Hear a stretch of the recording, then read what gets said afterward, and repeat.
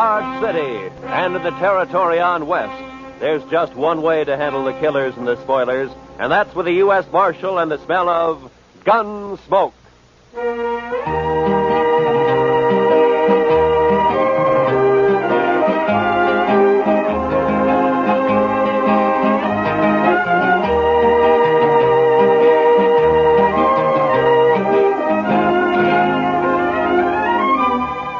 Gunsmoke, starring William Conrad. The story of the violence that moved west with young America. The story of a man who moved with it. Matt Dillon, United States Marshal.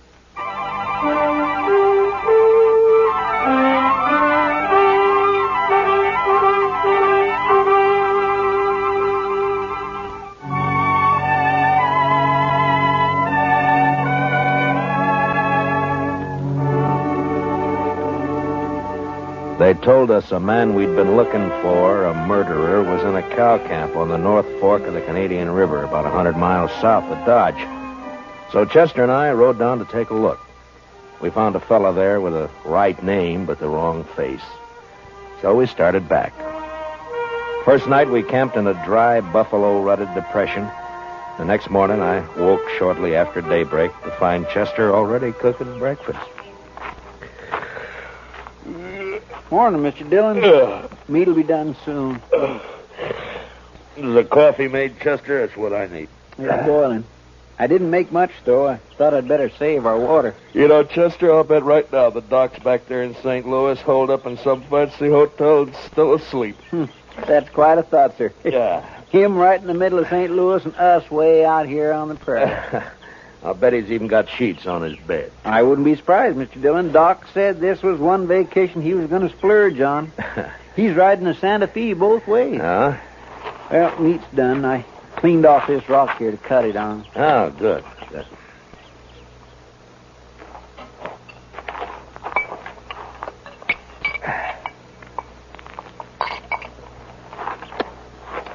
Well, you got it warm anyway, Chester. Well, now, meat shouldn't be overcooked, Mr. Dillon.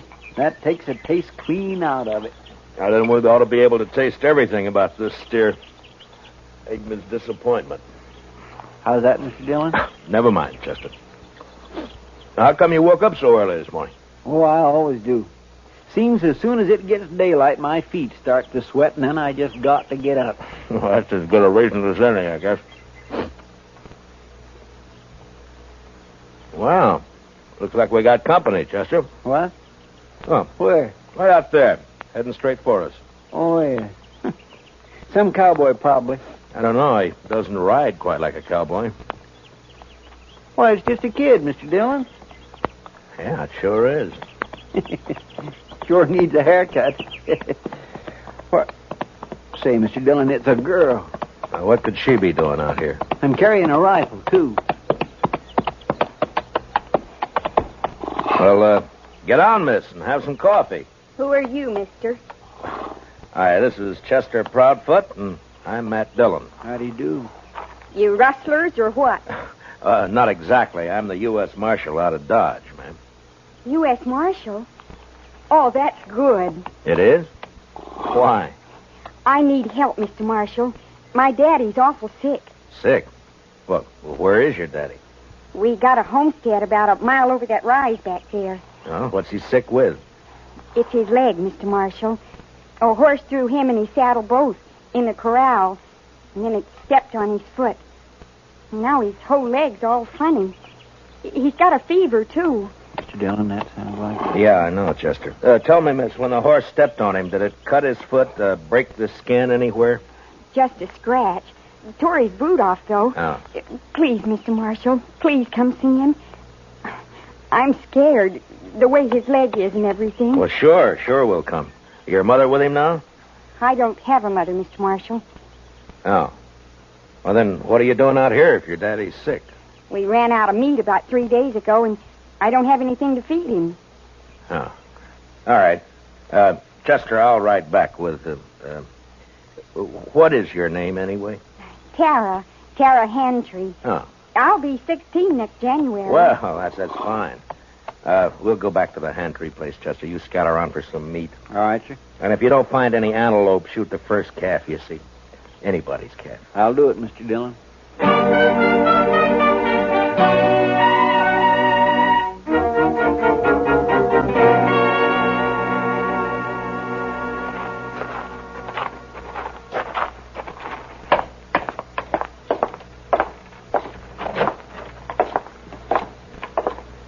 He's in the sleeping room, Mr. Marshall. No.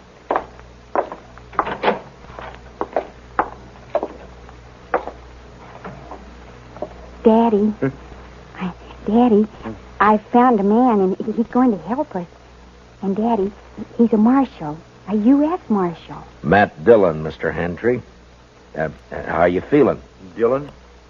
I've heard of you. You're from Dodge, aren't you? That's right. Well, Marshal, I ain't feeling so good. My foot don't hurt no more, but my leg is all sort of, well, it ain't pretty. I don't know much about these things, but maybe I better take a look at it anyway, huh? Sure, Marshal. There she is. All right, you can cover it up. I was in the war, Marshal. I know what gangrene is. Guess you do, too, huh? Yeah. Well, the first thing, a friend of mine is out getting you some meat, and then we'll load you in your wagon. Well, Ben took the wagon. What? Ben Warling. He took the wagon when Daddy got hurt. Said he'd find a doctor and bring him back. Who's been Walling? Oh, he's been sort of working here, Mr. Marshall. I should have run him off long ago. That's what. Well, where is he? What'd he take the wagon for? Where's he going to find a doctor around here anyway?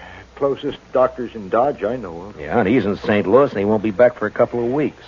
I couldn't get to him anyway. Well, tell me, when did this happen? About 6 days ago, Mr. Marshall. Uh-huh. Ben left the day after. Well, you think he's coming back? Did he steal the wagon or what? He comes back here and me not able to get around. I don't know what I'll do. I ought to take a bullwhip to Now, him. take it easy, Just a Mr. Hand. bullwhip. Take it. He won't cause any trouble, so don't you get all worked up. Tara, we'll let him get some rest, huh? All right. We'll have some food for you soon, Mr. Hantry. I ain't very hungry. Tara, what's he so riled up about this Ben Walling for? What's between them? Oh, it's nothing, Mr. Marshall. Daddy's sick and... that's all. Look, Tara, you asked me to help you, didn't you? Yes, but... You trust me, don't you? All right, Mr. Marshall. Daddy hates Ben because Ben... well, Ben likes me. Oh, I see. He even wanted to marry me. Said he would. How do you feel about Ben, Tara? You like him? No. Of course, it's time I had a man and all that, but I'm afraid of Ben, Mr. Marshall. It's like there's something wrong with him. He's always sneaking around when you don't expect him. Makes me uneasy, like. Well, we won't worry about Ben now. You stay here in case your daddy wants anything. I'll go outside and wait for Chester. Mr. Marshall. I'm awful glad you're here. We'll see it through, Tara. Don't you worry. I won't. Now.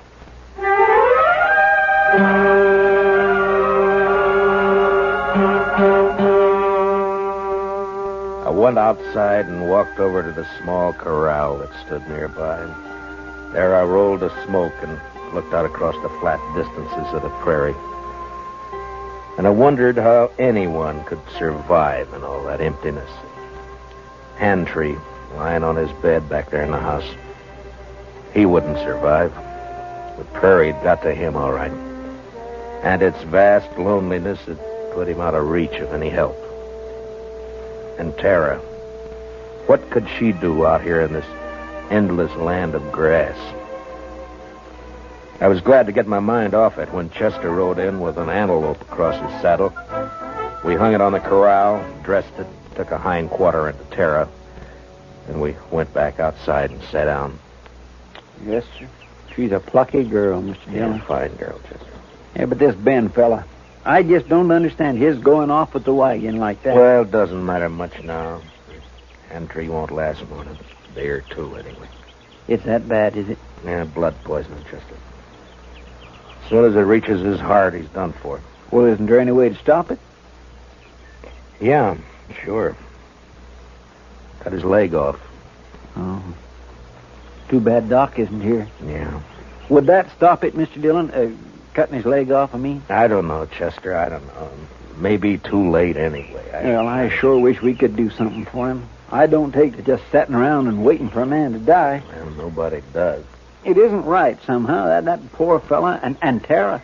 Why, Mr. Dillon, that girl will go crazy out here all alone. All right, Chester. What do you want me to do about it? I'm not a doctor. Now, shut up. Well,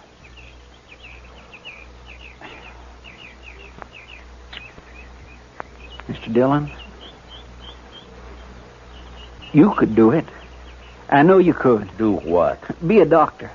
Long enough to save Mr. Hantree's life. Are you anyway. out of your head? No, sir. Then what are you talking like that for? The most I ever did was doctor a horse for the colic. That's fine training for this, isn't it? I know. I couldn't do it. I just plain don't have the spirit. But you do. Oh, why didn't I leave you back in Dodge? It wouldn't have mattered anyway, Mr. Dillon, because you would never just stand by and let a man die. Let's go talk to him, Chester. Yes, sir, Mr. Dillon.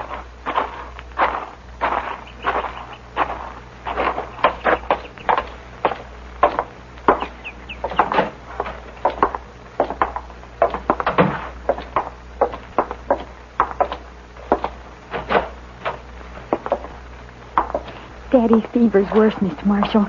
I'm going to get some more water. How do you feel, Mr. Hentry? I don't feel much, Marshal. Outside of burning up. I've been trying to tell Tara I just can't last long with blood poisoning. She's just got to figure on it. Well, that's what I came to talk to you about. I guess you know the only thing that'll give you a chance. I know. I've been thinking about it. But I couldn't ask any man to do that. You didn't ask me. Well, it's up to you, Mr. Hantry. I'll try it if you're willing. Only thing is, I won't know much about what I'm doing. I seen it done in the Union Army, Marshal. I could tell you some things. All right. The only thing is, Marshal, I don't know I'd be much use around here with one leg. Well, you'll have to decide that for yourself. I know. You could move to town, Mr. Hantry. You and Tara. That's it, Tara. If it was just me, I wouldn't do it, but I can't leave Tara alone. Now, if I can help it, I can't. All right, Marshal. Let's do it. You're a brave man. No, Marshal. I just don't have any choice. Come on. Let's get it over with. You got any liquor in the house? There's a jug of corn out in the kitchen. Get it, Chester. You can start drinking it while we're getting everything else ready. Tell Tara to start boiling a lot of water. Yeah. I'll talk to her in a few minutes. I'll be right back. Now, I want you to tell me everything that you know about this, Mr. Hantry. First, I'll tell you what you'll need. Mm-hmm. There's a straight iron out by the corral somewhere. Yeah. You can heat it in the main room fireplace. Right. Now, what else? Tara will find some cloth for bandages. And the rest of the stuff you can get in the kitchen. Uh-huh. The only thing worrying me is what'll we use to tie off the arteries with? Plain thread won't hold. Well, maybe some thin strips of rawhide. No, they'd soak through. You got to have something. No, I know. At least I think it'll work. What about horsehair? Oh, that's it, Marshal. Pull it off the tail. It'll work fine. Here's the jug, Mr. Hantry, and I brought you a cup, too. Pour me some. I want to get good and drunk. Here you are, Mr. Hantry.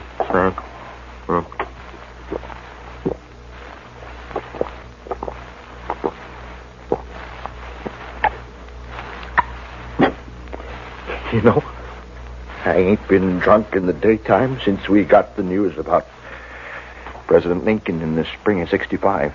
You better have your talk with Tara before that takes hold. Ask her to come in, will you? Come on, Chester. We got work to do. Yes, sir. Good luck, Mr. Handtree. Thanks. Well, Marshal. Yeah. Marshal, I'll try to make it easy for you. Yeah. Sure.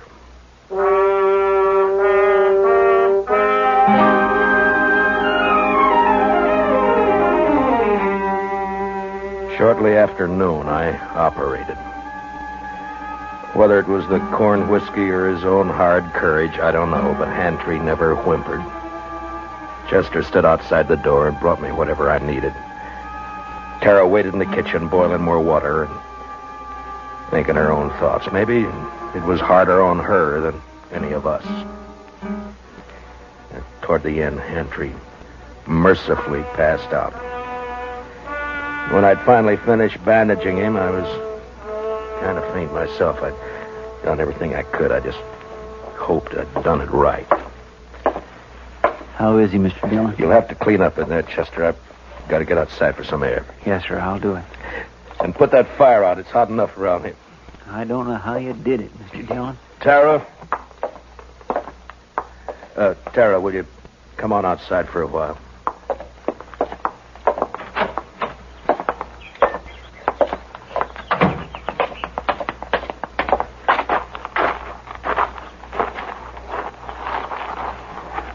Is Daddy all right?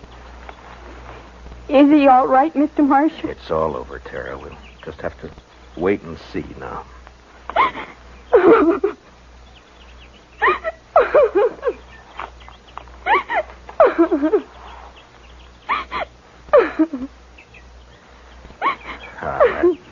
There now, Tara. He's all right. I'm sorry, but it took so long. I thought you'd never finish. He didn't feel much, Tara. The corn liquor worked fine. Fine. Will he get well now? Well, I hope so, Tara. I hope so. Mr. Marshall, are you going to wait and see? Oh, now, Tara, you don't have to worry about that, Chester, and I'll be here as long as you need us. I just wanted to be sure. Can I go see Daddy now? Well, as soon as Chester comes out, Tara, then you can. All right. I'll wait, Mr. Marshall.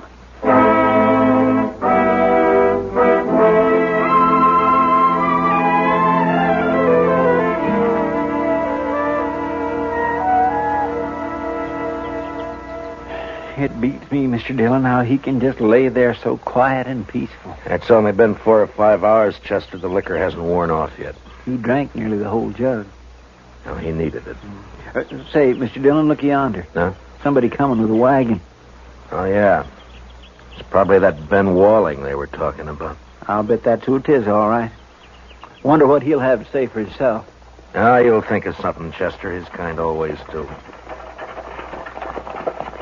You recognize him? No, sir. Do you? No, I never saw him before.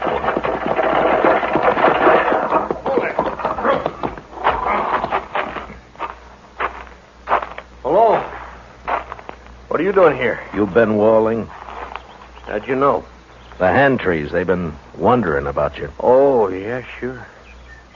How's old Handtree, anyway? He's all right.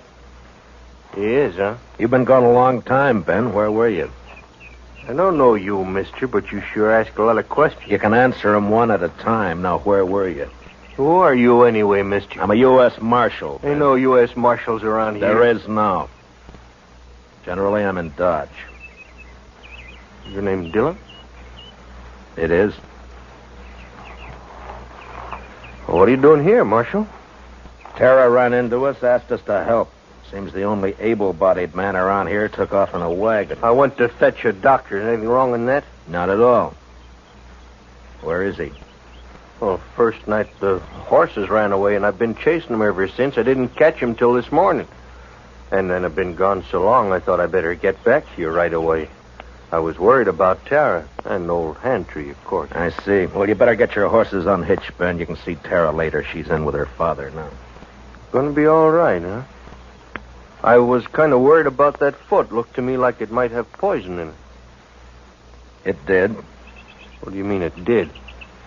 I took his leg off about noon today. You what? Mr. Dillon did it all by himself, just like a regular doctor. Oh, but how'd you know what to do? You might have killed him. Somebody had to do it, Ben. It's a sure thing Tara couldn't. You're blaming me, ain't you? Well, I did everything I could. It isn't my fault those blasted horses run off. Antray's pretty sick, Ben. I wouldn't bother him for a day or two if I were you. Oh, I won't bother you. Oh, now look, Marshal. You can leave now. I'll handle everything here. We'll leave as soon as Hantry's able to take care of himself again. All right, stay as long as you like. I don't care. Mr. Dillon, Yeah. I think that Ben is a no-good liar. You're right on both counts, Chester. And I'll tell you something else. You see that saddle over there? Well, that belongs to Mr. Hantry. Yeah, I know. I looked at it this noon. Somebody cut the cinch strap on it. Cut the cinch strap. Mm-hmm. No wonder that bronc bucked him in the saddle off Bull. Well, do you think Tara did it? Oh, my goodness gracious, no, Mr. Dillon. Tara'd never do a thing like that to her own. It was Ben, wasn't it? That'd be my guess. He figured the old man would get hurt, maybe killed. Why, sir? So he'd have a free hand with Tara. Why, that low down. Mr. Dillon, let me arrest him. Not yet, Chester. There's plenty of time. All right, sir. I'll wait.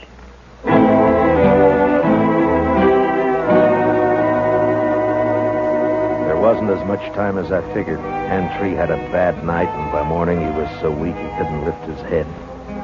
I tried to take his pulse, but I could hardly find it. Maybe I'd operated too late. Maybe the poison had already moved up into his body. I didn't know. I had no way of knowing.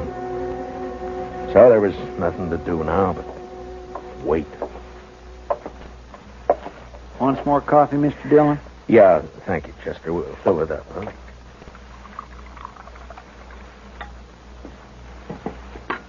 Tara won't eat anything at all, sir. She just sat there by his bed, hasn't slept a wink I know of. Well, it's her father, Chester. He's all she's got.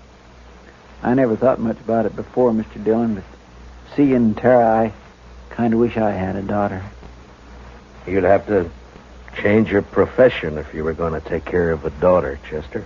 Why, I don't have any profession, Mr. Dillon. Oh, Mr. Marshall, Yeah, what is it, Tara? please come. Daddy wants you. I think he's... You better come too, Chester. Yes, sir.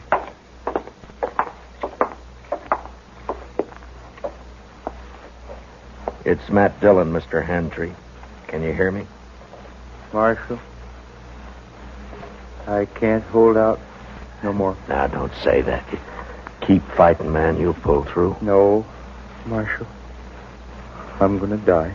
Oh, Daddy. Daddy. Tara. It's about Tara, Marshal. Don't leave her here. Ben Walling, he's no good. He'll try to keep her. Now, don't you worry about Ben Walling, Mr. Hantry. I promise you he won't get anywhere near Tara. Now or ever. Thanks, Marshal. He's a bad one. Tara can't stay here alone. She can't work this place. It's a bad way to die. Not knowing. Now, I want you to listen to me. Listen to me now. Yeah? I promise you something else, too. I'll take care of Tara. I'll see she's all right. I'll see she's cared for. Now, I promise that. I thank you, Marshal. I sure. Where's Tara? Daddy. I'm right here. Daddy. Tara. Come on, Chester. Daddy. Daddy.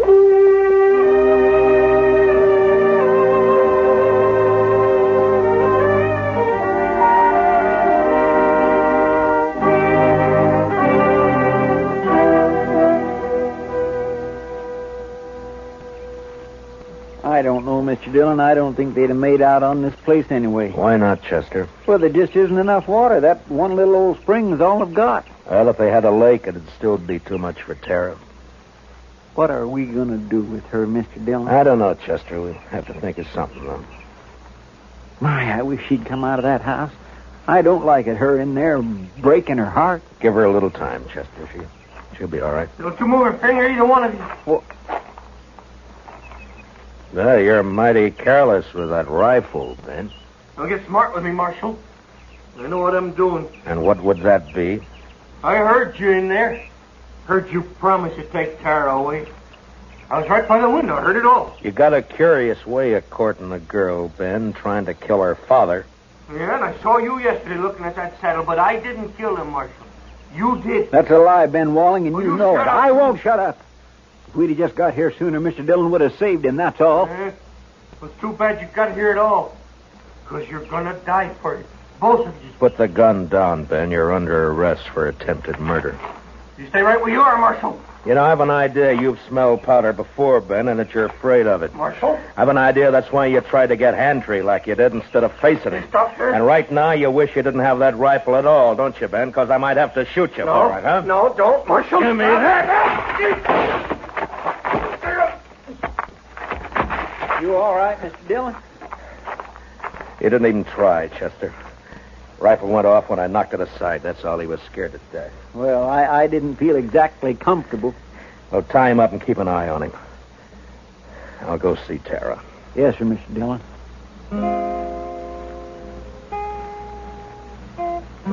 Late that evening, we buried Hantry out on the prairie, out in back of the little homestead. They would die now, too, and fall apart without him. The next morning, we loaded everything we could get into the wagon. With Tara beside me, we started out for Dodge. Ben Wallen never said a word. Chester led his horse, and they rode along ahead of us. I had plenty of time to tell Tara all about Dodge and how there were some good people there and how we'd find her a home and a family. She sat there, tight-lipped. She didn't say much, but she never once looked back.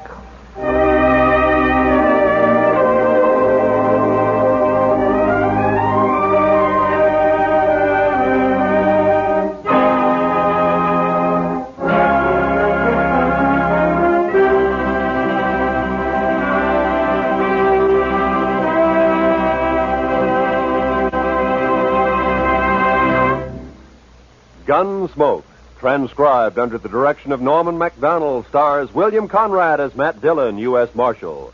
Tonight's story was specially written for Gunsmoke by John Meston, with music composed and conducted by Rex Corey. Featured in the cast were John Daner, Sammy Hill, and Larry Dobkin. Parley Bear is Chester.